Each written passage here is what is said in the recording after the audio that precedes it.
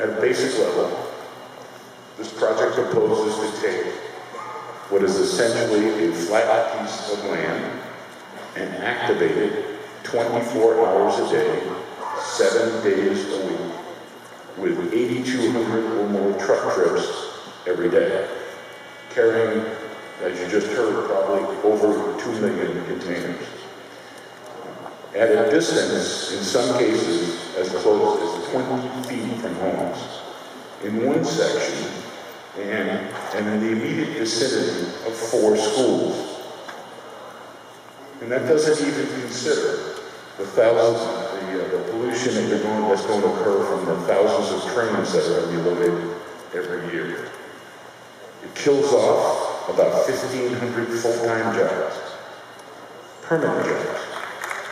It replaces them at best with as many as 450 jobs, new jobs, down the road. So look at my city. You know, we're willing to be good regional partners.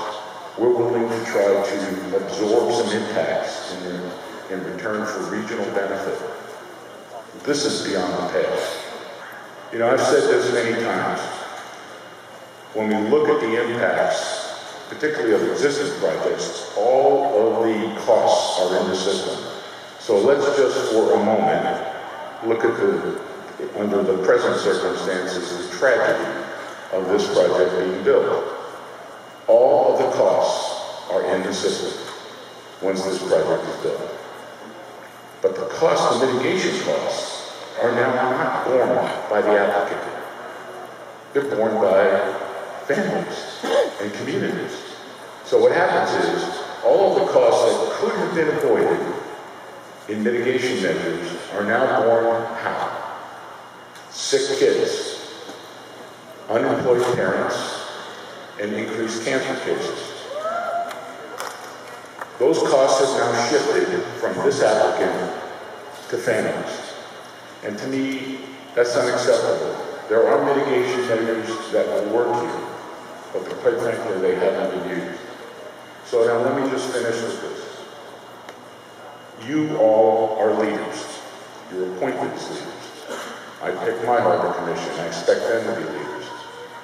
And leaders never ask others to undertake something they wouldn't do themselves.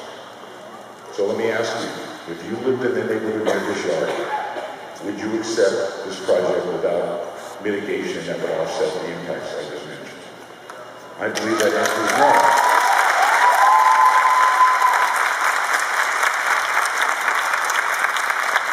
Maybe to put a finer point on it, so that perhaps the applicant will fully understand, if Warren Buffett lived 20 feet from the skid yard, would the applicant wait until litigation was completed before it protected his property and his family? I don't believe so. Other than wealth, what is the difference between Warren Buffett and my residents?